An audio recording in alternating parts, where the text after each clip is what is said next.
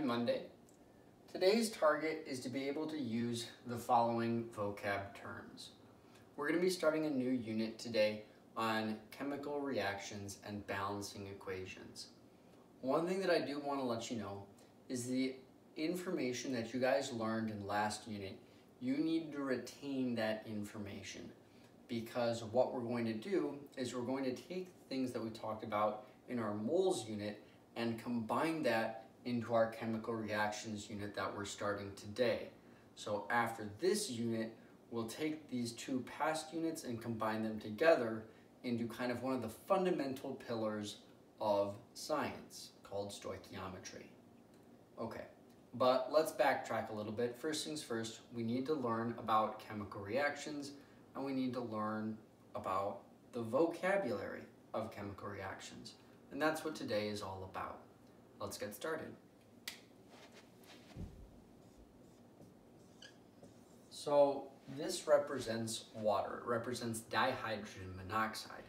More specifically, the way that I have written it is a formula. When I write just the elemental symbols and these little numbers in here as well called subscripts, those are formulas.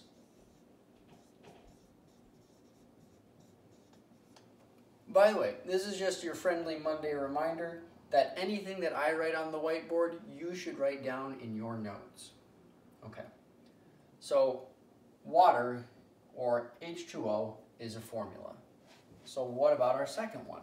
Well, the second vocab term is a chemical equation, or just an equation. An equation is going to look something like this, where we are describing an entire chemical reaction. We've got things that are reacting, and we've got things that we are producing. So if you see something that's really long like this, it is an equation.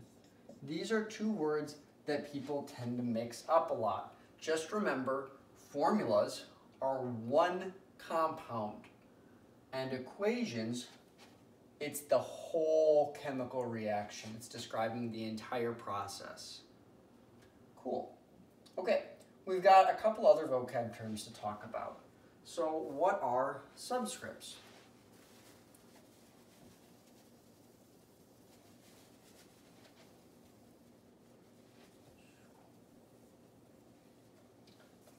Subscripts are very small numbers, or they're below the writing. It's writing that is below the typical writing. Can you identify any subscripts in this particular chemical equation? Turns out there are actually three subscripts. So H2, this 2 right here, H2, this 2 right here, and O2. These are all subscripts. They are numbers that are below the normal writing. They are sub the script. Okay?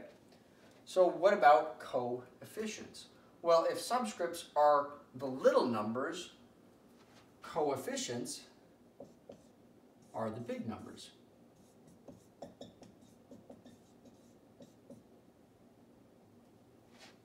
Cool. A subscript tells us how many of a particular atom are in a molecule. For example, H2, this subscript 2 right here, is telling me there are 2 hydrogen atoms in water. Coefficients tell me how many of that molecule are present in a reaction. So 2 H2O means I have 2 water molecules in my chemical reaction. Nice. Okay, reactants and products.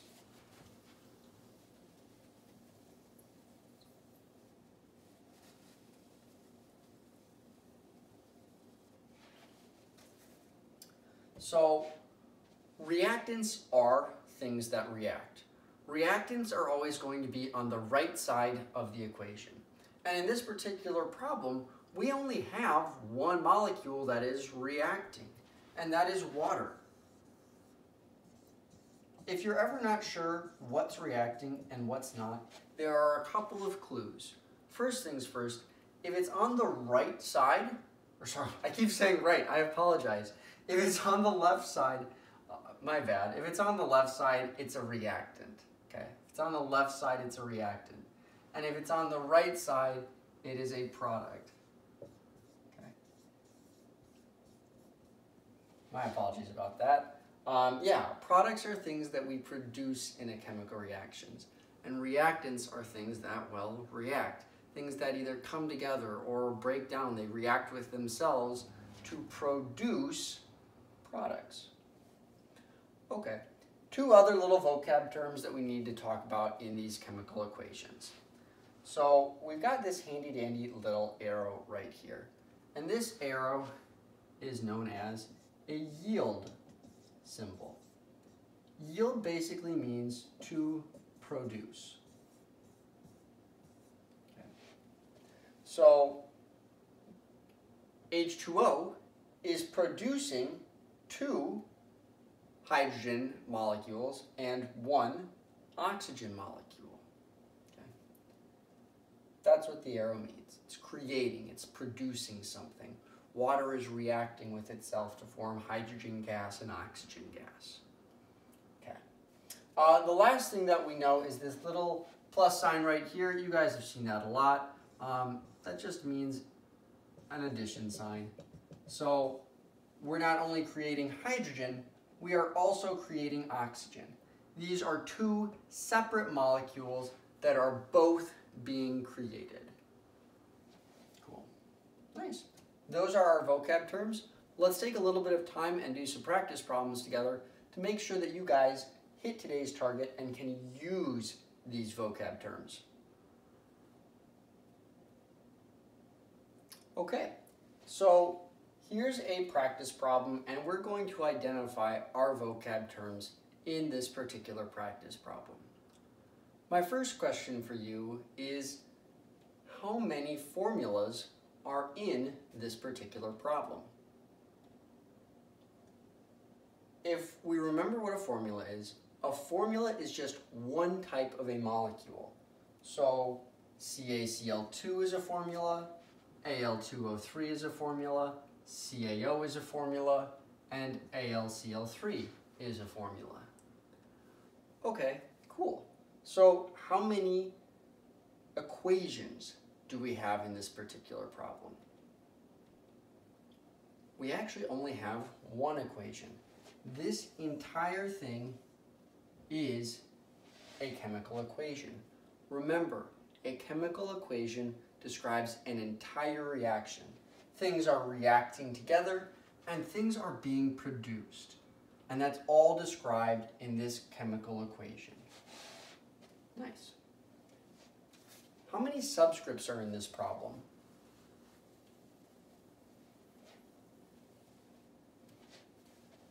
So it turns out we have 4 subscripts. Here's a subscript, here's a subscript, here's a subscript, and here's a subscript. All of those are sub or below the normal writing. What does this subscript 2 mean? It means there are 2 chlorine atoms in calcium chloride. Okay. This 2 means there's 2 aluminum atoms in aluminum oxide and 3 oxygen atoms in aluminum oxide. But if we have something like CaO, just remember that Ca, if there's nothing after it, there's just 1 calcium atom and 1 oxygen atom. Ones are kind of assumed. Cool. All right, how many coefficients do we have in this particular problem? We have 3 coefficients. Here's a coefficient, here's a coefficient, and here's a coefficient. Coefficients are large numbers that tell us how many of that particular molecule are in our chemical equation. So we've got 3 molecules of CaCl2 reacting with technically just 1 molecule of aluminum oxide and 3 molecules, 3 separate particles of calcium oxide, and 2 molecules of aluminum chloride. Okay. So we have 3 coefficients. What are our reactants in this problem? So remember, reactants will always be on the left side of the equation. Okay. And what about our products? Where will they be? Well, products will always be on the right side of the equation. What does this little arrow in the middle mean? The arrow means to yield or to produce.